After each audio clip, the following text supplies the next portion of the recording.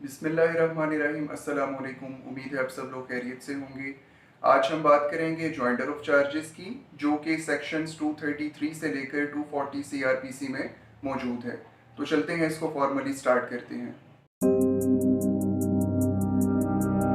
Section 233 of CrPC में एक general rule available है जो ये कहता है कि जहाँ पर भी एक एक्यूज्ड पर्सन ने एक से ज़्यादा ऑफेंसेस कमिट किए तो ऐसी सिचुएशन में उसको अलग से चार्ज किया जाएगा और उसका ट्रायल भी सेपरेटली होगा।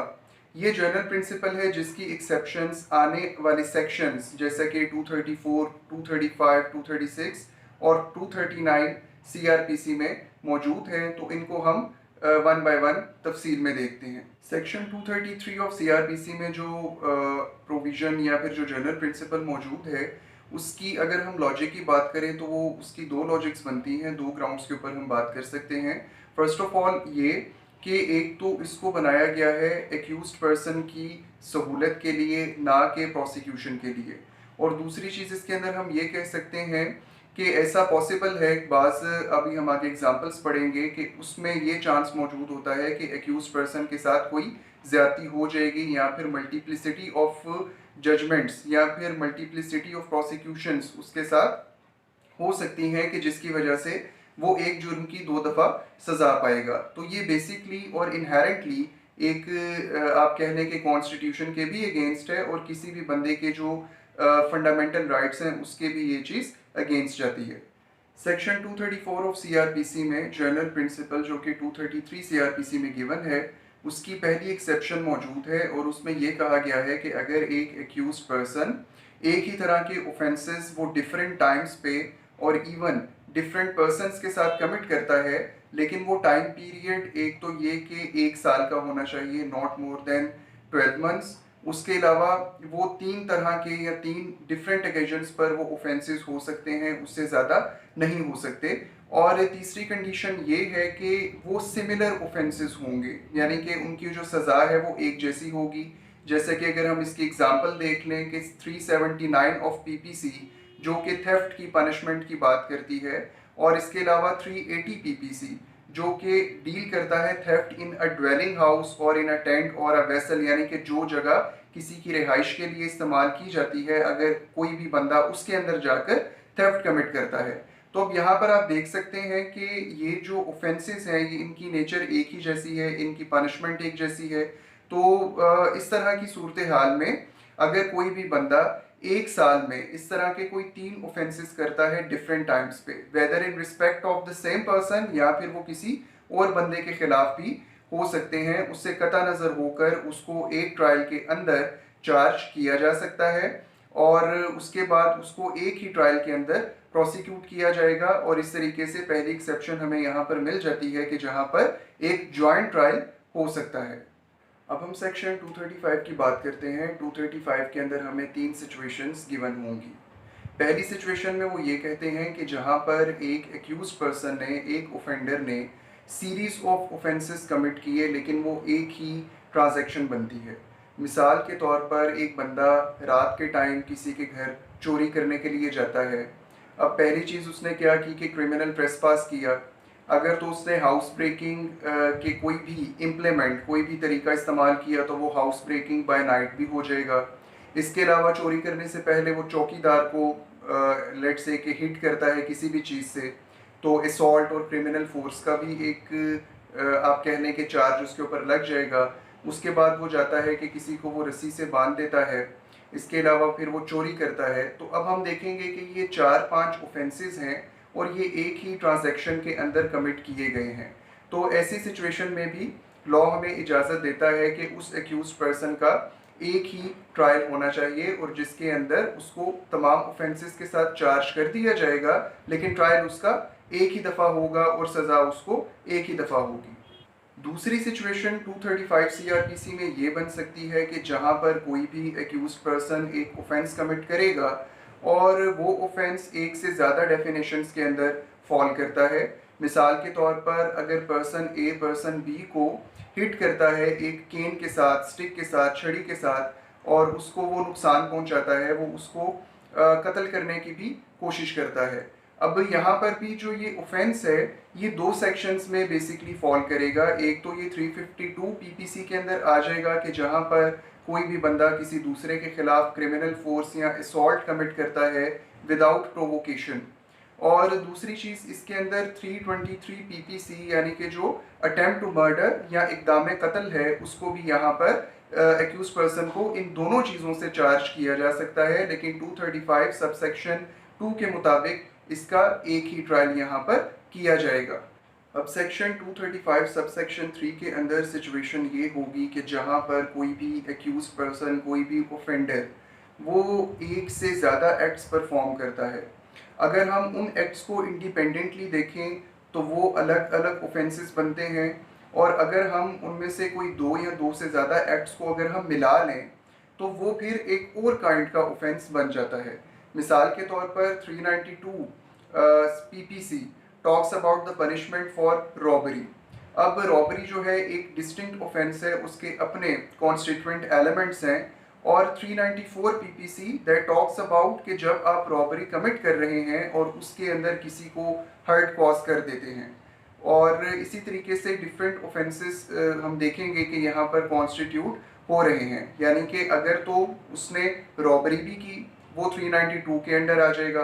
अगर उसने किसी को हर्ट कॉज किया तो इट माइट बी इन 352 या 337 या फिर 323 अटेम्प्ट ऑफ मर्डर उसके अंदर आ जाएगा। लेकिन जब हम इन दोनों को मिलाकर देखेंगे कि रॉबरी भी कमिट की और इसके अलावा किसी को हर्ट भी कॉज किया तो ये फिर 394 में भी फॉल करेगा। तो यहाँ पर हम देखेंगे कि जो एक्ट्स हैं उस एक्यूज पर्सन के ये ओवरलैप होते हुए हमें नज़र आएंगे।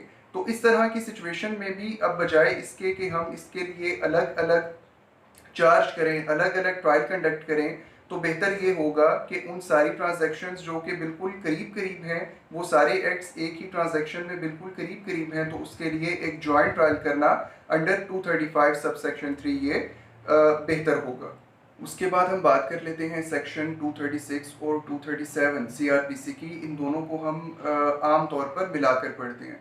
236 ये कहता है कि जहाँ पर ये डाउटफुल हो कि एक्चुअली कौन सा ऑफेंस कमिट हुआ है, तो वहाँ पर जो भी सफ़ेयर होगा, यानी कि जहाँ पर कोर्ट को लग रहा है कि 2, 3 या 4 ऑफेंसेस वो एक जैसे हो सकते हैं, या फिर अगर एक ऑफेंस है वो 2, 3 या 4 डेफिनेशंस के अंदर मौजूद है, तो कोर्ट के पास पावर है कि वो उसको तमाम की सज़ा भी दे सकती है और इन द अल्टरनेटिव उनमें से किसी एक की या किसी दो की या किसी तीन की सज़ा भी वो दे सकती है। मिसाल के तौर पर अगर एक एक्यूज पर्सन को चार्ज किया गया है, अब वो जो ट्रांजैक्शन है वो थेफ्ट में भी फॉल कर रही है, वो इसके अलावा क्रिमिनल ब्रीच ऑफ ट्रस्ट में भी फॉल कर रही है, वो रिसीविंग ऑफ स्टोलन प्रॉपर्टी में भी फॉल कर रही है और वो चीटिंग में भी फॉल कर रही है। अब जैसे कि कोई भी बंदा, वो आपने उसको कोई चीज़ दी या फिर उसकी पहले से इंटेंशन थी कि वो एक ख़ास प्रॉपर्टी को आपकी पोजेशन से निकाल ले, तो इस सिचुएशन में वो चीटिंग भी होगी, वो क्रिमिनल ब्रीच ऑफ ट्रस्ट भी है, वो रिसीविंग ऑफ स्टोलन प्रॉपर्टी भी है, वो थेफ्ट भी है।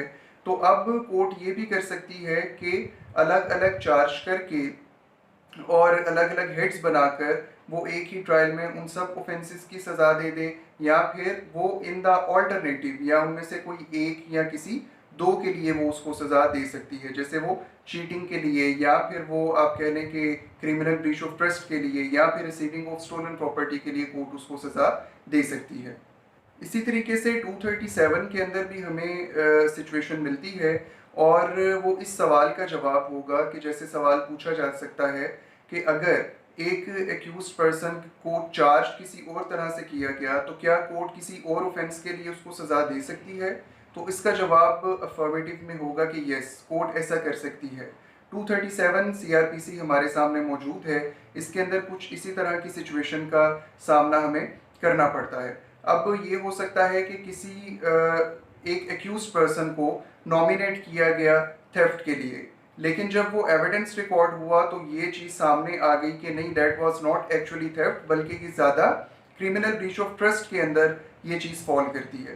तो अब इस सूरत हाल में कोर्ट एम्पावर्ड है कि वो उसको क्रिमिनल ब्रीच ऑफ ट्रस्ट के लिए चार्ज भी करेगी और उसी के लिए सज़ा भी देगी। ऐसा नहीं हो सकता कि लेट्स से कि अगर पुलिस ने और प्रोसिक्यूशन ने उसको एक चीज़ के लिए चार्ज किया है तो कोर्ट बाउंड है कि वो उसको उसी में सज़ा देगी, बल्कि कोर्ट के पास यहाँ पर एम्पल पावर्स मौजूद होंगी। अब हम सेक्शन 238 की बात कर लेते हैं। सेक्शन 238 में बेसिकली एक प्रिंसिपल गिवन है कि जहाँ पर किसी भी एक्यूज्ड पर्सन को चार्ज किया गया किसी सेक्शन के अंडर, और बाद में जब हमने एविडेंस रिकॉर्ड किया या फैक्ट्स एंड सर्कमस्टांसेस के मुताबिक ये चीज़ सामने आ गई कि उसने वो ऑफेंस नहीं बल्कि उसी तरह का एक माइनर नेचर का ऑफेंस कमिट किया था, तो इस तरीके से कोर्ट यहाँ पर एम्पावर्ड होगी कि उसको माइनर ऑफेंस के लिए वो प्रोसिक्यूट कर सकती है, चार्ज कर सकती है और उस माइनर ऑफेंस के लिए वो उसको सज़ा दे सकती है। मिसाल के तौर पर अगर एक बंदा किसी को ग्रीवियस हर्ट कॉज करता है, और दूसरी सिचुएशन ये हो सकती है कि उसने वो ग्रीवियस हर्ट कॉज किया on grave and sudden provocation पे, यानी कि जो विक्टिम है उसने उसको इश्तिआल दिलाया या गुस्सा दिलाया, या हो सकता है कोई गाली दी या उसकी इज्जत के ऊपर कोई बात कर दी, तो इसको हम ग्रेव एंड सडन प्रोवोकेशन कह सकते हैं, और उसके बाद तैश में आकर उसने उसको मारा। अब डेफिनेटली कॉमन सेंस भी यही है और लीगल प्रिंसिपल्स भी यही कहते हैं कि अगर तो किसी ने किसी को हर्ट किया बिला वजह, बगैर किसी वजह के, नाहक, और अगर किसी ने किसी को हर्ट किया on grave and sudden provocation, गुस्सा या तैश दिलाने पे, तो इसमें कम सज़ा किसके लिए दी जा सकती है, जहां पर ग्रेव एंड सडन प्रोवोकेशन का एलिमेंट मौजूद है। तो अंडर 238 बेशक वो एक्यूज्ड पर्सन उस माइनर ऑफेंस के लिए चार्ज नहीं था बल्कि ज़्यादा मेजर ऑफेंस के लिए चार्ज था, लेकिन कोर्ट यहाँ पर उसको माइनर ऑफेंस के लिए सज़ा दे सकती है। अब हम सेक्शन 239 सीआरपीसी की बात कर लेते हैं कि किन सिचुएशंस में एक जॉइंट ट्रायल हो सकता है। तो सबसे पहले इसके अंदर ये लिखा गया है कि जहाँ पर कोई भी बंदा एक ऑफेंस कमिट करेगा और दूसरा बंदा उसको अबेट करेगा, तो ऐसे लोगों का जॉइंट ट्रायल किया जा सकता है।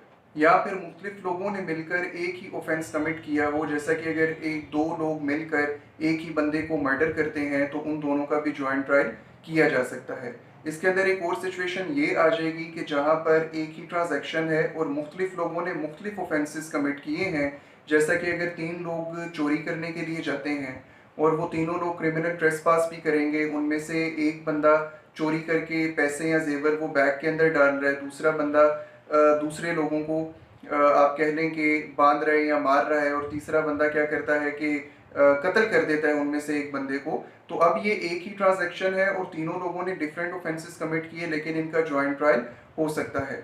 इसी तरीके से जहां पर सेक्शन 234 के मुताबिक एक बंदे ने मुख्तलिफ ऑफेंसेस कमिट किए मुख्तलिफ औकात में, या फिर ज़्यादा लोगों ने इस तरीके से ऑफेंसेस कमिट किए मुख्तलिफ औकात में, तो उनका भी जॉइंट ट्रायल किया जा सकता है। इसी तरीके से हम देखते हैं कि जहाँ पर थेफ्ट हुआ या फिर क्रिमिनल ब्रीच ऑफ ट्रस्ट हुआ, जैसा हमने पहले देखा, और कुछ लोग उसमें उसके अंदर स्टोलन प्रॉपर्टी भी रिसीव करते हैं और उसके बाद वो एक दूसरे की मदद भी करते हैं, तो ये ऑफेंसेस 406, 379 और 411 और 414 पीपीसी के अंडर फॉल करते हैं। अब ये डिफरेंट ऑफेंसेस हैं, डिफरेंट इनके ऊपर सेक्शंस लगे हुए हैं, लेकिन इन सब लोगों को इकट्ठे ट्रायल इनका किया जा सकता है। इसी तरीके से जहां पर हम काउंटर फीटिंग की बात करेंगे कि कोई भी काउंटर फीटिंग का ऑफेंस होता है और जो भी बंदा उसको अबेट करेगा, तो हमेशा अबेट करने वाला और एक्चुअली जो प्रिंसिपल ऑफेंडर है, ऑफेंस करने वाला, उनको जॉइंट ट्रायल के ज़रिए से प्रोसिक्यूट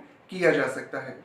अब लास्ट में हम सेक्शन 240 सीआरपीसी की बात करेंगे कि जहां पर ये कहा गया है कि अगर प्रोसिक्यूशन ने किसी एक एक्यूज पर्सन को चार्ज किया अंडर डिफरेंट हेड्स, यानी कि एक से ज़्यादा हेड्स थे उस चार्ज के, तो अब ऐसी सिचुएशन में अगर तो प्रोसिक्यूशन उन चार्जेस को विड्रॉ करना चाहती है तो वो परमिशन ऑफ कोर्ट से विड्रॉ कर सकती है।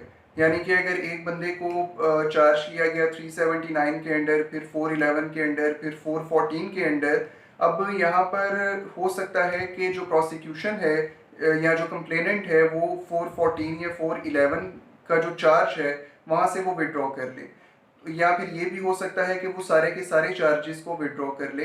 तो जो भी सिचुएशन होगी जहां पर भी कोई भी प्रोसिक्यूशन इस तरीके से अपने चार्जेस को विड्रॉ करेगी, तो उसका जो इफेक्ट है वो एक्विटल का होगा, यानी यही समझा जाएगा कि वो चार्जेस जो हैं वो झूठे थे और उसके बाद उस एक्यूज पर्सन को उन चार्जेस से एक्विट कर दिया जाएगा। अब इसी एग्जांपल में अगर तो ये तीनों चार्जेस विड्रॉ कर लिए जाते हैं तो वो बंदा बाइज्जत बरी होकर घर चला जाएगा। लेकिन अगर अंडर 411 और 414 विड्रॉ कर लिए जाते हैं तो उनकी हद तक उसकी एक्विटल हो जाएगी, लेकिन 379 का जो चार्ज मौजूद है उसके लिए उसकी प्रोसिक्यूशन होगी और ट्रायल किया जाएगा। तो ये था हमारा आज का टॉपिक। उम्मीद है हम कुछ समझ पाए होंगे। मुझे आज के लिए इजाज़त दीजिए। अल्लाह हाफिज़ नासिर।